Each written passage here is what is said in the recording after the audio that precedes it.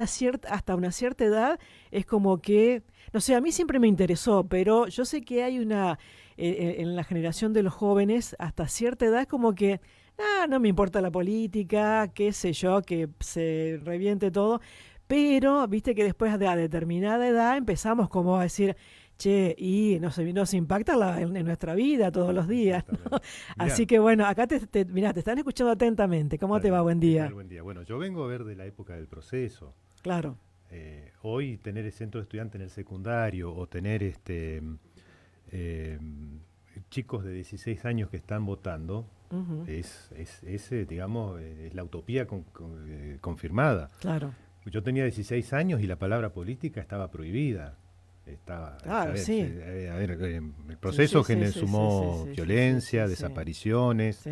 gente que se cayó la boca. Ujú. Yo me fui a estudiar a la Universidad Pública, Universidad Nacional de Córdoba, en el año 79, y recién con la apertura democrática me enteré que a una cuadra y media del lugar donde yo estaba viviendo, en la casa que con varios jóvenes Sí, estudiantes sí, compartían. Ajá. compartíamos, a Ajá. una cuadra y media había un centro de detención clandestino donde se fajaba gente, donde se Claro. torturaba. Sí, Me sí, sí, enteré sí, sí. después. Así que Claro. bueno, son cuestiones que Fue otra fue realidad, ¿no? otra Esa. realidad y yo, Sí. frente a quienes se sienten por ahí un poco pesimistas sobre la juventud, digo, mira, nosotros estábamos peor.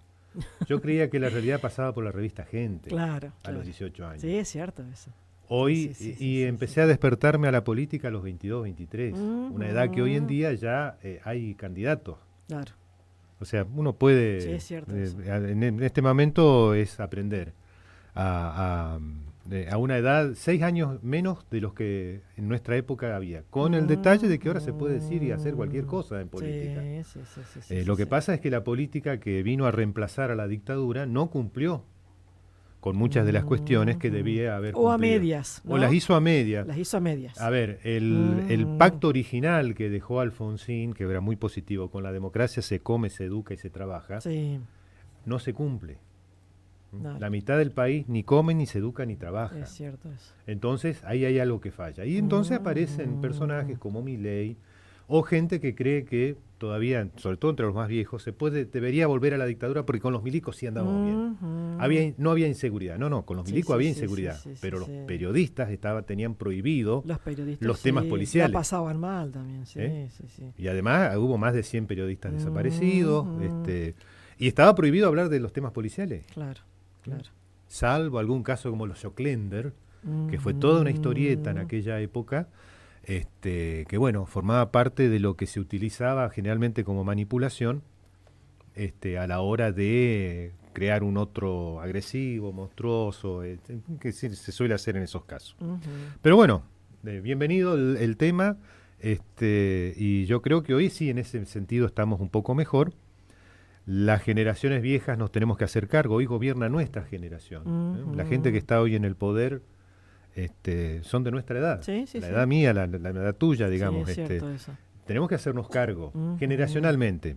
Yo no me puedo Ujú. hacer cargo porque nunca fui gobierno Claro, y siempre voté en contra de los que, de los que terminaron ganando. está bien. Ustedes me Vos vas a preguntan, ¿a quién vas a contramano, Hugo. votar en el balotaje? Bueno, ese es el que pierde. Claro, Hugo, vas a contramano. Voy a contramano. A ver, Bueno, en ¿qué va a hacer? política las ¿Qué va a cosas son hacer? así. Yo no, Sí, sí, sí, sí, uno sí. tiene sus convicciones y vota por convicciones. Y hay gente que vota por el bolsillo y gente que vota por la costumbre de la familia. También, Toda la también. familia siempre votamos a y yo Ujú. voy a seguir votando. Está bien, Claro. son formas de votar. Ujú. Vayamos al presente. Dale, Bueno, venimos. presente en este momento tiene, yo creo que 2 o 3 elementos a nivel nacional importantes. La reunión de Milei con los dueños de la Argentina en Yao Yao. Ujú. Una frase de Milei que quedó para la historia. Él considera héroes a los que fugan capitales. Ajá. Sí, sí, sí, sí. Básicamente, el entendimiento de los libertarios es el tipo que tiene que fugar capitales, aquel que enfrenta todos los elementos negativos que genera el Estado, los Ujú. controles, etcétera, etcétera. Entonces él tiene que cubrirse con su dinero de la fuga de capitales. Yo voy a explicar ahora Ujú. cómo es la fuga de capitales, eh, de la cual este gobierno es el gran campeón nacional. Una interna en la que entró a generarse estallidos con la presencia de la diputada de La Libertad Avanza, Marcela Pagano, Ujú. que primero supuestamente habló con Milei y el presidente le dijo: vas a ser la presidenta de la Comisión de Juicio Político. Una comisión políticamente importante a nivel de Cámara de Diputados. Sí. Porque hay cualquier juicio político, y estamos siempre a la perspectiva de un juicio político, termina desarrollándose en esa comisión. Parece que al día siguiente el jefe, Karina, dijo: Marcelita no, se tiene que ir. Claro. La chica entró en crisis, la tuvieron que internar y ayer parece que salió de esa crisis. Una crisis en la que no se sabe cuál de los dos Milei es el que lleva los pantalones. Si el jefe o el presidente. Claro, sí, por la forma en que se contó esa historia. Claro. A ver, lo objetivo es, en medio de la actual circunstancia que vive el gobierno nacional, una crisis interna en la Libertad Avanza, en el gobierno. Una crisis importante en los primeros 6 meses, donde no se sabe muy bien cómo van a salir. Está ya en el Congreso, pero el tema pasa por, obviamente, los remesones que hay desde la sociedad hacia el gobierno en torno a las políticas que se vienen implementando. Anoche, cadena nacional. Básicamente Milei dijo lo que se esperaba ya durante el día y el fin de semana se especuló. ¿Qué novedad podía dar el presidente?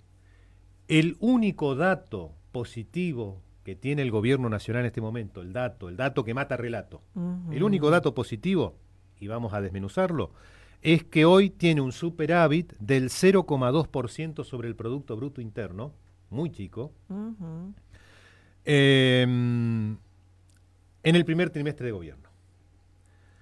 ¿Qué es lo que te dicen los economistas que se ponen en la oposición a este gobierno y que reconocen incluso los que lo están apoyando? Es que esto en realidad es lo que uno llamaría el superávit, entre comillas, de caja. Contás al final del día la guita que pagaste, la guita que te entró, haces la diferencia y acá te le da positivo. Sí. ¿Por qué le da positivo? ¿Porque hicieron bien las cuentas? ¿Porque están gobernando bien? Le da positivo porque no toman en cuenta lo que serían los gastos devengados, es decir, aquellos gastos que había que pagar o que hay que pagar y que no se pagaron. Hizo solamente el trámite de caja, pero todos los cupones y los bonos de falta pagarle a este, falta pagarle al otro, ese sería la caja del día. Eso, por decirlo así. Sí, para que se entienda. Lo que entró y salió del Banco Central y o del Tesoro, que en este caso es solamente el Tesoro, es lo que él llama superávit positivo. Si vos sumás todas las cuentas, incluidas aquellas que no se pagaron, sigue habiendo déficit. O sea, hicieron trampa en la cuenta. Te presentaron una de las cuentas con las cuales le da positivo. Bien. Pero si vos sumás lo que dejaron de pagar en estos 3 meses y que por ley tienen que pagar, les da negativo. Con lo cual tampoco hay superávit. En la práctica, el que corresponde señalar los dos. Miren, de caja tenemos esto, para seguir con esa nomenclatura de caja, y el total en realidad nos da esto otro. Él solamente habla de una de las cosas. Sí. Es lo habitual en este gobierno, solamente presentan unilateralmente un dato de la realidad y sobre eso construyen después toda la épica y todo el relato hasta que les estalla. Y en ese momento niegan el estallido. Decía, es más, ayer reconoció él cuáles son, porque además esta historia dice, bueno, sobre este superávit, entre comillas, se está construyendo la reconstrucción del país. Y dice, y ya hay segmentos que empiezan a estar positivos. Y los nombró. Energía, petróleo, la generación de energía, petróleo, gas, o sea, hidrocarburos estaría relacionado con la energía, y el campo. Hay que aclarar, cuando hablamos de campo estamos hablando de la producción primaria de la zona núcleo, la región pampeana, no las economías regionales, que tienen cada uno su propio rosario de dilemas. Claro. Si a esto le sumamos las finanzas, y aquí es donde voy a entrar a explicar para que se entienda bien el tema de la fuga de capitales, son los 5 sectores que en los análisis críticos más objetivos se señalan como los únicos que en este modelo van a tener salida. Un modelo financiero y de sectores primarios. Acá está quedando afuera la tecnología, los servicios y las industrias tecnológicas. ¿Por qué están quedando afuera? Y porque básicamente él está apuntándole al eje central de ese desarrollo, que es el CONICET, y los aproximadamente 10 grandes institutos de formación científica que tiene la Argentina. Está achicando el INTA, está achicando el INTI, quedan algunos que ya son chicos pero que tienen su importancia, hasta ahora no los ha tocado, como el INA, el Instituto Nacional del Agua. En un país que tiene árido, semiárido, 2/3 de su territorio, un Instituto Nacional del Agua no es poca cosa, hay que sostenerlo. Hay un despiole con el INIDEP, el Instituto de Desarrollo Pesquero, entre otras cosas porque él está entregando, el gobierno está privatizando y entregando 1 millón de kilómetros cuadrados, 100 millones de hectáreas que tienen en proteínas y vitaminas, o proteínas fundamentalmente, más producción que las 100 millones de hectáreas de la pampa húmeda, que es los pescados. Y el INIDEP, que es la base científica que trata de ordenar el sistema pesquero, está en crisis. Claro. Y la otra cosa que está funcionando es el tema de el tema financiero. Y ahí voy a explicar aquello que Milei llama los héroes, que son los fugadores de capitales. ¿A qué se llama fuga o transferencia de capitales? En general, hay varias definiciones, tomo una de ellas.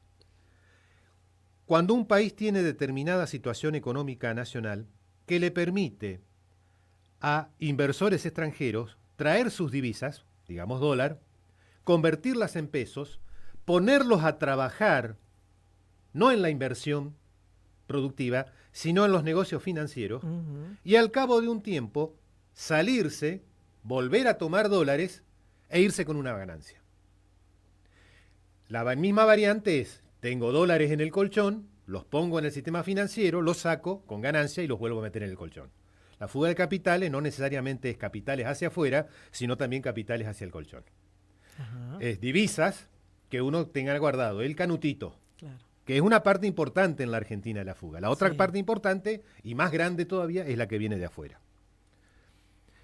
¿Cuáles son los mecanismos con los cuales vos podés hacer el tema de la fuga de capitales? Lo primero es una devaluación. Pagás más pesos por los dólares que entran. Entonces el tipo que tenía $1 millón no es lo mismo, por ejemplo, traer de afuera 1 millón que te den 1 millón de pesos a que te den 2 millones de pesos. Ya tenés 1 millón adicional solo por la devaluación. Claro. Todos los gobiernos liberales y de derecha han empezado con devaluaciones. Macri lo hizo, Martínez de Oz en los tiempos de la dictadura lo hizo, Menem y Cavallo durante 2 años reacomodaron la economía y después devaluaron y ahí empezó el plan de convertibilidad, también lo hicieron. Con eso, ¿qué conseguís? Es darle un beneficio al tipo que trae los dólares, porque va a recibir más plata en pesos y la pone en el circuito adentro. ¿En qué lo mete? En plazo fijo, si le funciona bien el plazo fijo. Claro.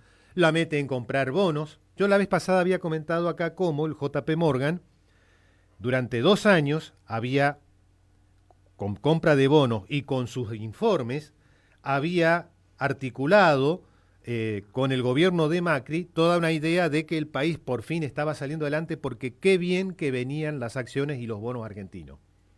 El 25 de abril de 2018, cuando el JP Morgan vio que, oye, toda eso son burbujas, en algún momento tenía que explotar. Ellos trajeron el alfiler, la pincharon ese día a las 11 de la mañana, todo lo que habían juntado durante 2 años, pidieron que les paguen de vuelta, dentro de ese circuito financiero, algo así como $800 millones.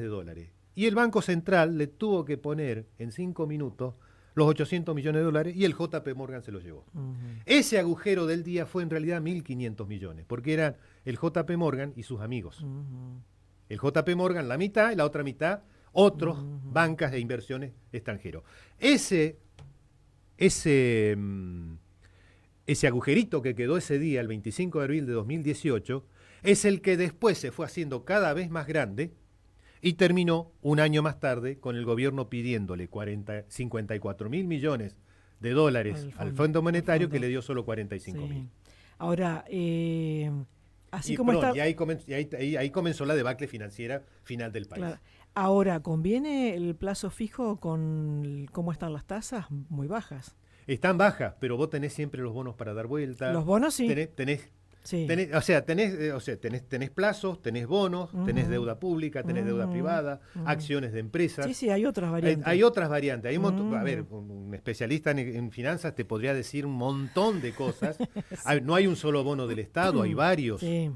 Hay bonos en dólares, hay bonos en pesos, hay bonos que te pagan una tasa diferencial. Está el juego con el dólar mismo. ¿Cuántos dólares tenemos todavía? Está el cepo cambiario, etcétera, etcétera, etcétera. En algún momento eso se pincha.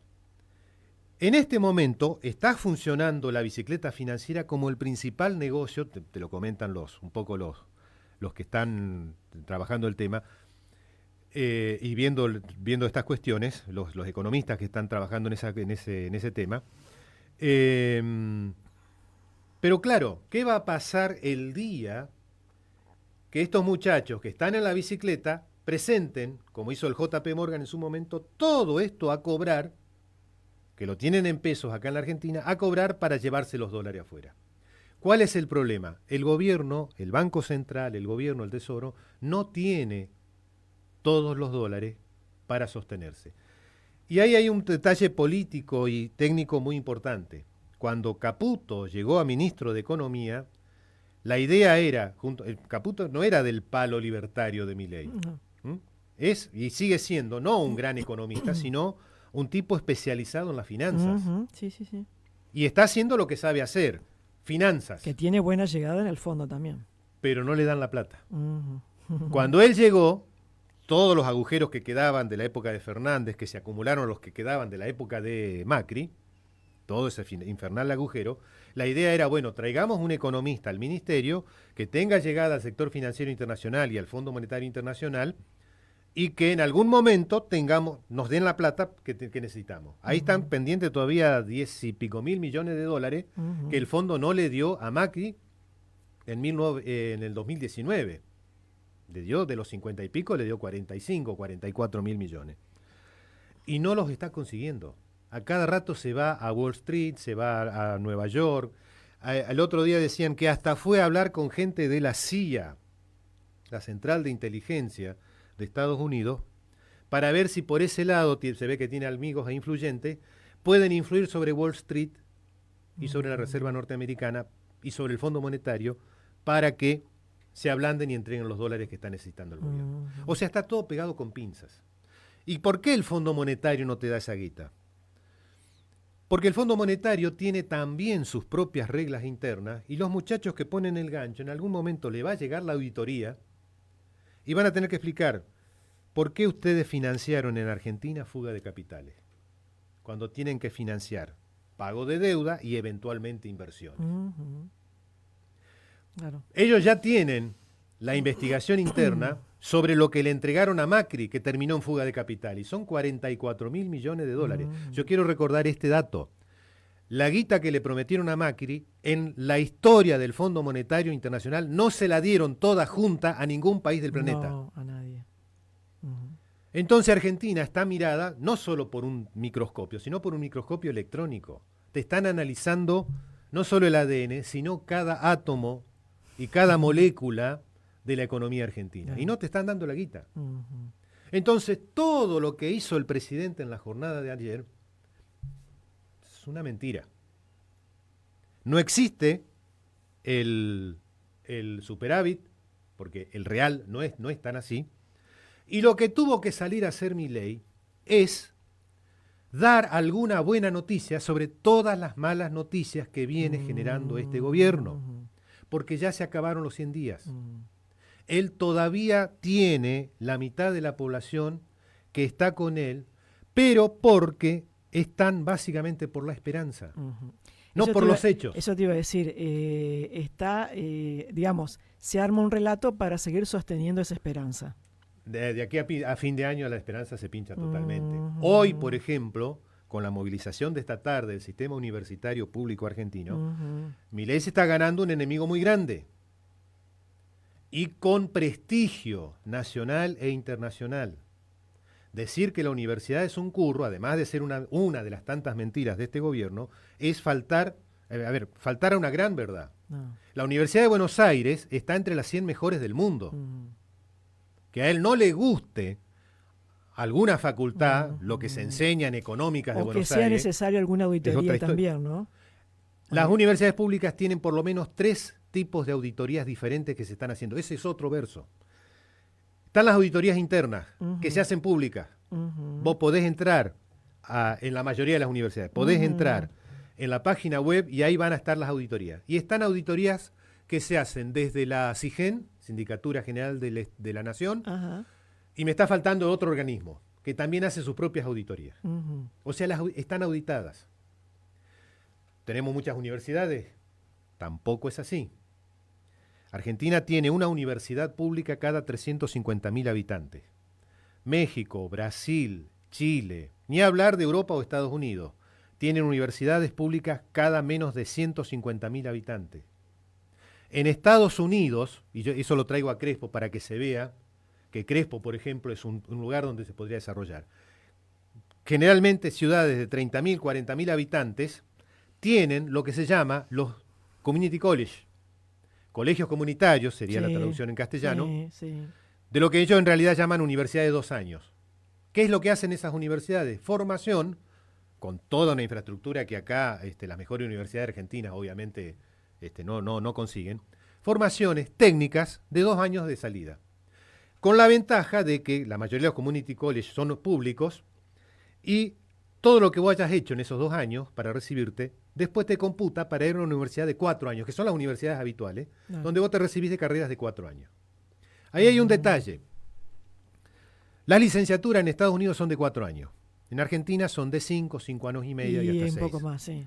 Cuando un recibido argentino de una licenciatura va a Estados Unidos, normalmente no hace el magíster, que es un título intermedio, va directamente al doctorado, porque la formación universitaria argentina con licenciatura es equivalente al magíster de los norteamericanos. Entonces no va a hacer 2 años de magíster, se recibe de algo y después hace el doctorado. Entra directamente al doctorado, en la mayoría de los casos, porque ven los papeles y ven lo que ha hecho. Que ya lo hizo. A ver, yo estudié, no me recibí, pero estudié en la Universidad de Córdoba, carreras de física, hice 3 años de física, hice 4 años de matemática. Por cuestiones personales no pude terminar ninguna de las dos carreras, pero me quedó la formación que te queda, porque ese es otro detalle, se reciben pocos estudiantes. Yo soy uno de los que no se recibió. Pero todo lo que aprendí sobre metodología científica, sobre ciencia, la propia matemática, ¿cuántos periodistas necesitan una base matemática para hacer una simple cuenta y decirte, mira, lo que dijo el funcionario tal en realidad es esto y no es este otro número? Claro. Por decirte un ejemplo. Sí. Y la formación científica que te da cierto rigor a la hora de exponer cosas y darte cuenta que tal pregunta estuvo bien hecha o no estuvo bien hecha, aunque vos no seas de la especialidad. Bien. Y te iba a decir, y por último, que la gente no se recibe. Iba a decir lo de Crespo. Fíjate vos que en este momento, incluso con la crisis se ha profundizado, el gobierno municipal, con buen tino, está generando acuerdos con distintas universidades de la región. Con la Universidad del Litoral, con la Universidad de Entre Ríos, con la UADER, con la Tecnológica. En Estados Unidos pasa lo mismo en cualquier ciudad mediana de 30.000, 40.000 habitantes. Pero tienen su community college, su universidad de 2 años, establecida en ese lugar. Por eso ellos tienen más de 1.500 universidades de 2 años, la mayoría de ellas repartidas en comunidades chicas y medianas. Los pibes de esos lugares van a estudiar ahí y si después quieren van a otra universidad donde terminan una carrera de 4 años.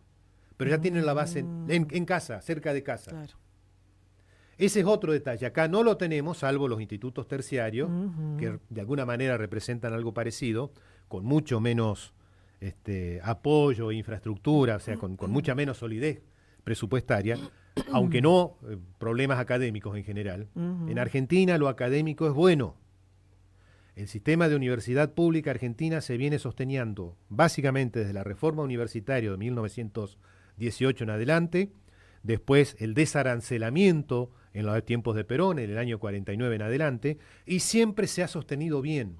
Es una de esas políticas de Estado que por alguna casualidad, hasta el gobierno de Milei, nadie de los que se oponen la destruyó o terminó de destruirla totalmente. Hasta en el gobierno de Menem hubo una explosión de universidades públicas en lugares donde se hacía lo que hacen los yanquis, ciudades pequeñas o regiones pequeñas y medianas. Vos le ponés una universidad, vas a tener un centro de formación profesional, vas a tener un centro de extensión hacia la comunidad. ¿Cuántas empresas hacen convenios o municipios hacen convenios con la universidad de su región para resolver de una manera científica y profesional algún problema que tienen? Pensemos simplemente en los temas ambientales, por ejemplo. O en las auditorías. Acá hubo una auditoría en la Municipalidad de Crespo que se firmó un acuerdo con la Universidad Nacional del Litoral. Sí. La Facultad de Ciencias Económicas y y Jurídicas. Y por último, el otro tema es la investigación científica. O sea, el sistema universitario, tal como fue desarrollándose en el mundo, y Argentina fue uno de los países que estuvo a la vanguardia, no económico-financiera, pero sí académica, se fue desarrollando en el mundo sobre estos ejes: formar, capacitar personal, darle apoyo a las instituciones intermedias y a las empresas de la región o del país, de las universidades que tienen un alcance más largo, y ¿cómo es? Desarrollo científico, que es básicamente investigar científicamente tu región, su sociedad, sus suelos, su clima, sus actividades económicas, la ciencia amplia. No recibir solamente papers que te digan, bueno, en Estados Unidos investigaron en tal lugar y resulta que tal porcentaje de la población le gusta tal cosa. Ajá, ¿y acá? Claro. ¿Es el mismo porcentaje? ¿Lo podemos investigar? Claro. Por ejemplo. Buenísimo. Bueno. Interesante lo que has mencionado de las universidades, porque digo, por ahí como que nos quedamos muchas veces con bueno, qué hacen con los dineros, cómo es la distribución de los fondos, por qué se viene este recorte, ¿no? Te voy a decir una frase bíblica. El que esté libre de culpa, que tire la primera piedra. Claro. Empezando por este gobierno. Seguro que hay quintitas. En todos lados la hay. Sí. Auditame las quintitas, vamos a sacarlas, vamos a revisar, A veces no es necesario sacar, es simplemente apretar un poquito el torniquete, claro. Hagan tal cosa, hagan tal otra. Sí. Hay áreas que están muy politizadas, otras que no. Sí. Politizadas en el mal sentido. ¿Cuál es el mal sentido? No la discusión académica entre un libertario, un liberal, un marxista, un desarrollista, por ejemplo, en ciencia económica. Ojalá se diera esa discusión. Generalmente no se da. No esa es la política universitaria de la discusión académica sobre los distintos tipos de metodologías y de teorías y de escuelas de pensamiento. Sino la politiquería barata de, bueno, un puestito para fulano. Sí. Esa politiquería es la que tiene que desarrollar. Ahí no sirve. Ahora, una cosa es decir, vamos a revisar y vamos a sacar la politiquería barata, y sin otra destruir. Cosa es decir, vamos a cortar, porque ya lo están diciendo, perdón, ellos quieren un sistema arancelado, chao universidad para la clase media, el que tenga alguna duda vaya a Chile, a ver cómo funciona, qué clase media puede mandar sus hijos a la escuela, a la universidad. Claro.